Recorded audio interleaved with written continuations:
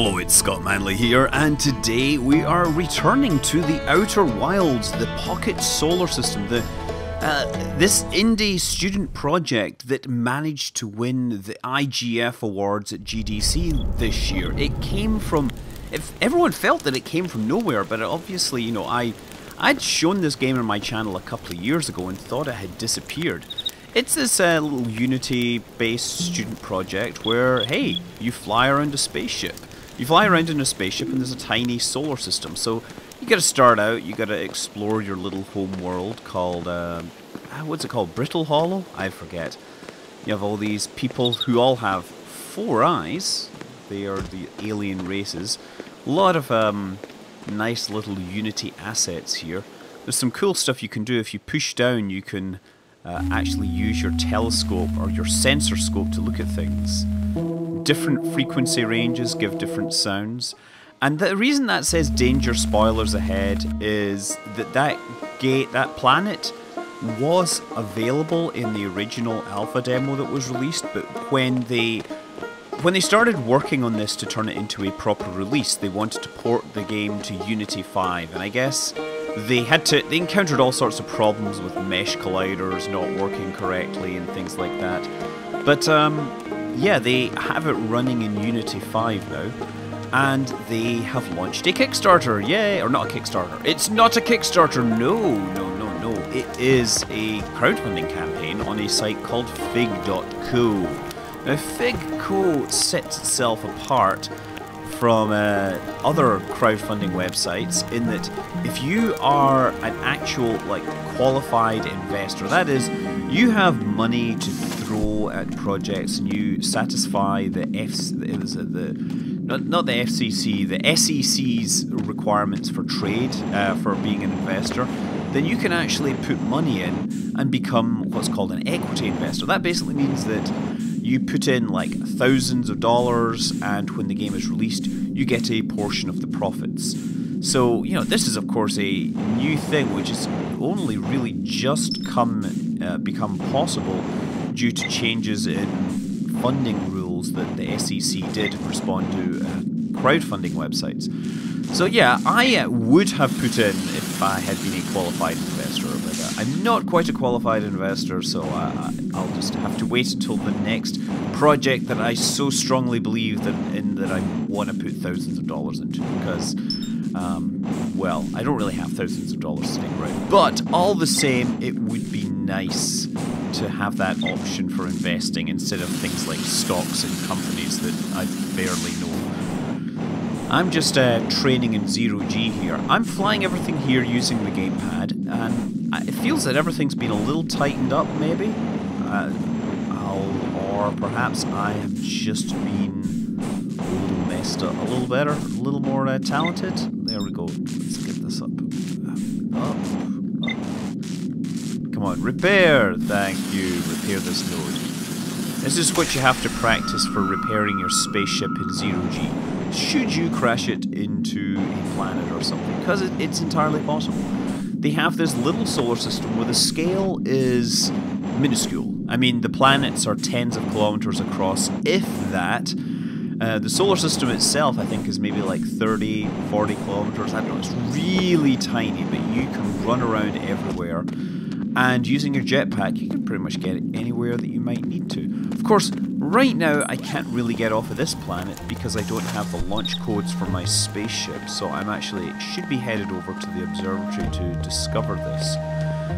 So anyway, as I speak, the game has about 10 days left, and it's about $5,000 short of its goal. It's almost certainly gonna hit its goal, but I gotta say, you know, this is one of the finest indie projects I ever encountered. The demo that they had was fabulous. It had so many different little things to do. I think it was a consequence of it being a student project that you could, you know, you had a lot of different people working on it and they wanted to add their things. So this is a spacecraft in orbit and you can take snapshots from it. Let's see if we can see it passing over let's see if we can find it passing over. Oh, look, there's the sun there. There's a crater. We're waiting for it to pass over our own crater. Ah, look, there it is there. Quick, we run outside, we might be able to see it. Oh, there it is. See it? Zipping by there. That's the satellite. Oh, did I fall down here? Yep, everything all works like that. Now this here is a new thing. This was not in the original... oh, this statue was here, but it was like quantum shifting in a very strange manner. And now we can see the whole thing all of the time. What's this person have to say? Hey, glad we ran into each other before you left. I was hoping to have a chance to wish you luck. So, good luck. Here to see the Nomai statue? The new what now? You haven't heard a space nut like you? Well, here it is. Check it out. The museum's not sure what it even was. I don't even have a good guess. Decoration, maybe? For how old it is, it's in really great shape. Yes, so this is the Nomai, or some sort of alien race which existed in the solar system, or this solar system, before the current race. Their artifacts and structures have been found on almost every planet. We have still no idea where these people came from or what happened to them. So yeah, we get a few bits and pieces here that we've seen previously. Aha! Now, instead of the quantum statue, you now have the quantum rock, right? Let me just read this. Oh, let's see, it pops around. The strange rock you may or may not see in this display case is a subject of heated debate. Despite this obvious explanation, our more imaginative thinkers insist that the rock actually exists in every possible location simultaneously and only collapses. Whatever is happening, both sides agree that the effect is extremely creepy. So, yeah, you see, it pops around randomly when you look in different directions. Kind of cool, but one of the things that I discovered is if you bring up your little telescope and you change to the unknown frequency, there it is. It's emanating some sort of strange universal vibrations. And I'm pretty sure that will be important to studying the nature of this issue. Looks like since the demo happened, nobody's been cleaning this fish tank, unfortunately. Okay, oh yes, and now we're back into the solar system. This is the solar system room. Hey, give me those launch codes. We're getting disturbing reports because the sun is about to explode. And we'll see what's going on. I'm going to die in space. Not necessarily, you could die in many other places. So give us the launch codes. We'll just take a quick look at the solar system here. So this is the map that they have for us. A bunch of these planets are not available right now, so we've unfortunately lost Dark Bramble, which is where the fish existed. That's Dark Bramble. We've lost the one with the sea, I think. Wait a second. I don't know. We've lost a couple of things. We've also lost the Hourglass, but we do have the Wanderer, the Brittle Hollow, and whatever your place. So yeah, you've got all bunch of places to go, but right now a large part of the story is unavailable. These sculptures here are supposed to show you the evolution of the sun, and unfortunately the game makes the sun evolve very quickly. In fact, the sun evolves from being regular to being a supernova in... Wait a second. Oh yes, of course it's one of these things. Let's walk along the wall until I fall correctly. Oh yes, an ancient Nomai skull, and something about the Nomai language. This tablet has been our key to translating the Nomai writing and symbology. The inscription makes numerous references to something called the Eye of the Universe, which believe is represented by the large glyph in the center. Great. And now, this statue is doing something kind of freaky. If we step through here... Oh... Look at this! I can see the universe. Actually, what I can see is my timeline being replayed. It's like this thing is aware of my history and is manipulating time or something. Now, that loading, we would normally have that loading time there, that loading instance there, and I'm guessing they just want to make it clear there's like a whole transition now. Now that you've got this, you can actually go anywhere. Oh, this is the person I was talking to the statue about. The statue was glowing! Whoa, the statue was doing what now? No offense, but are you sure you're clear to launch, buddy? Like, medically speaking? You didn't see any strange glowing words? Yeah, I feel like that's the kind of thing I'd notice. Are you sure that thing's just a statue? That statue is amazing! It's absolutely ancient, and it's held up so well. But I mean, it's a statue, all right. I guess I better get a move on. Okay, let's get a move on and get flying. I don't, you know, I'm sure you can talk to all these people and they'll have interesting things to look at and talk about and whatever, but we just want to get into space and we'll visit a few people. Yeah, we got our launch codes. We can get in this. Take a look around. Aha! And there is my spacecraft, the magnificent chariot of the gods, the culmination of this species' technology and their desire to travel in space. This is my computer, we don't need that right now. This is my spacesuit, which I need if I'm going to fly in space. And I just hold the right trigger and start flying. There we go, look at that, huh? Nice, that was the elevator. Okay, so let's see, where is the moon? Where's the moon? This, of course, where the moon is, odds are the moon is about to crash into me. Oh! Not what I wanted. I should probably actually get into orbit here, right? Yeah, look, we'll accelerate up to orbital velocity and then we'll be okay. Ooh, what the heck? What's that? I don't think there's a thing there to visit. That's kind of cool. Where's the moon? The moon should be really near here. As I said, odds are when I see it, it's going to smash into me. So pine trees are important. They are the only source of oxygen in this universe here. And stop. Oh, there we go. Landed. I'm gonna get out and take a look around here. No. North. Where's the smoke? Where's the big smoke? I think I'll go north. I think I'll go north, not south. North is where the red pointer thingy is. Okay, that's a tree. Good to know. But this one clearly isn't a living tree because it's not generating any oxygen for me. But up here, look, this is a great place for me to use the signal scope. There's the sound of the sun. What is that down there? Ooh, I haven't seen that before. That must be a new thing. And there is the comet. And there is danger! Spoilers ahead because they haven't fixed all the physics or whatever for this. There's music on this planet. Some of these places have different signals, you know, if you look around. Ooh.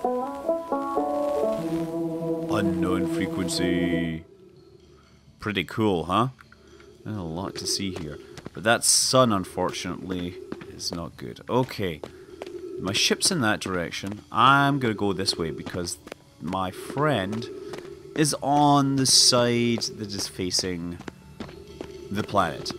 Obviously, a moon of this size and this close to its parent is going to be tidally locked.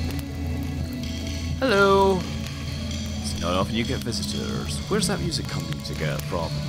See that radio I cobbled together there? I calibrated to pick up the music being played by the 4 other travelers out exploring the solar system. So that's how you find them, right? They're using the sensor scope, the signal scope. Okay. So I can roast a marshmallow as well. Obviously, this is important given my the fact that I've spent the whole weekend camping, which is why you haven't had any new videos for me for a couple of days. But this one I think is important enough. The fundraising is kind of drawing to a close. Oh, extend the stick. Oh, now it's gotta eat it. Delicious. Okay. Let's head back to the ship. Now let's actually go to one of these forbidden planets and see what they have in store. Obviously, they have, you know, monsters from the id, right? That's what it's all about if it's a forbidden planet. For those that don't know, Forbidden Planet is a classic science fiction movie from like the 50s or 60s. It actually has Leslie Nielsen in it when he was still like playing serious roles and not being, you know, in the Naked Gun all the time. But it, you know, it's a really cool sci-fi movie. It's basically a sci-fi version of The Tempest. And, you know, the story is that there's some scientist living on a planet and he's discovered alien machines, and the alien machines end up making him do crazy things and whatever. But it's pretty darn cool. And it also has Robbie the Robot in it too. It's a classic robot design. If you've ever played Fallout and wondered where the robot designs come from, it's pretty much from Forbidden Planet. Fantastic movie that everyone should see, even if they're perhaps not... even perhaps they think they're a little, it's a little out of date for them. Okay, there we go. Danger, spoilers ahead. Danger, danger, Will Robinson. Yeah, the Robbie the Robot in Lost in Space was pretty much a direct descendant of the Forbidden Planet robot. In fact, I think it might have been the same robot. But this is what happens when you try to cross into a forbidden zone at this time. Let's just go for it. Get down to the surface. Oh, what's the countdown? Uh-oh, the sun explodes! That's what they do, they literally make the sun exploded. And that's gonna last... Boom! And now, of course, the next mechanic of the game kicks in. Core mechanic of the game is gonna be the sun will live, the sun will die, and then you will be reborn Groundhog Day style again to perhaps continue and maybe figure out how to solve this problem. The system is doomed without your help, and whatever that statue is. There's secrets all over the place. And yeah, you can just go straight in. So it tells me I've now remembered the launch code, so I can talk to this dude. Hey, I'm ready to go. Did I just die? Whoa, bad dream or something. You still look half asleep, but that's negative on being deceased. I know it's a tradition to sleep out under the stars the night before a launch, but if you ask me, it makes you all a bit jumpy. Well, that's great. Let's pop in the launch codes. Hey, how do you know the launch codes? From the observatory, remember? Huh, didn't see you leave. I must have dozed off. I was busy calibrating thrusters and all that sort of other things. Okay, here we go. And once again, for the second time, out into the tiny universe. Suit up again. As before, get this thing flying and then try to not crash so fast this time. Oh! There we go. Oh, ho, ho, ho, ho. So wait a second, there was something around here that I wanted to find. Some other feature on the planet's surface, right? Because there's all these craters. Kind of cool that you can just zip around like that. And you know, it's a weird kind of exploration-driven game with lots of stuff to find. Even like the alpha demo they had. The alpha demo that they had originally had a lot of cool secret stuff. And I don't think I ever found all of the secrets, but this is kind of a cool place to stop. Oh, there we go. Let's take a quick run around. I'll also point out, it doesn't matter if you die, because how you die. Like, if you die because the sun explodes, then you get resurrected. If you die because you did something stupid, then you get resurrected. You are important. Now, look at this. This is possibly part of the dumbbell? Who knows? There's the moon or something up there. I wonder what the significance of this is. The alpha demo, they actually put a secret message in and said that anybody that, or the first person to find it, would get their name inscribed in the game. And I think it lasted like a couple of hours. I was at work at the time, and of course people on the internet are really fast at doing these kind of things. Okay, let's head off. Okay, well I hitched a ride on the Comet, and then I found this Whitehall Anomaly nearby, so let's get close to it. Now, the Whitehall Anomaly is associated with another object in the solar system, and there is actually a way to go back and forth. Just, let's fly into... Oh, something just materialized out of nowhere. But near it, there is just a whole bunch of debris. It's almost like a moon is being torn apart. But here... Wow, this kind of looks like a TARDIS console or something. Look at it. You see the way it flashes and things like that. Let's actually get extra close to it. So move in close, park my spaceship, hopefully it won't end up drifting too far. And then we can jump out and take a look. Okay, I'm going to EVA across to this mysterious structure floating in space. There we go. Pink lights, which probably, you know, a lot of this stuff is placeholder art. A lot of this stuff is real art, but, you know, you have to understand it was originally done as a student project, so there's a lot of iteration to be done before they turn it into an actual game. And, you know, that's what the money's all about. It's totally worth going and seeing their pitch video, by the way, because it's pretty entertaining. It has a bunch of, you know, pretty famous people doing some fun Groundhog Day style things. Okay, what does this say? Be careful, a bridge is formed when this tower sees its other half. Anyone inside the field will be taken. And anybody looking at this will have their viewpoint translated. So these crystals are giving me gravity, and I'm guessing that is the bridge. Now I just need to wait for it to fire. This is taking forever. Oh, there! Excellent. New sector added to database. New blindness as I transition here. Okay. Don't want to hang out there because we all know that's going to zap in a second. There is... Now, doesn't that look a lot like the structure we found on our home planet? You never know. Whoa, whoa, whoa, whoa! Ow! Ow. What the heck? Okay, apparently I fell down because of the crystal, and I can still see the sun with that strange structure floating in front of it. Nope. Okay, just gotta go through here and try not to fall too far. Where am I? What planet could I be on? Well, one would presume it's the one which is being torn apart by the black hole that's paired with the white hole.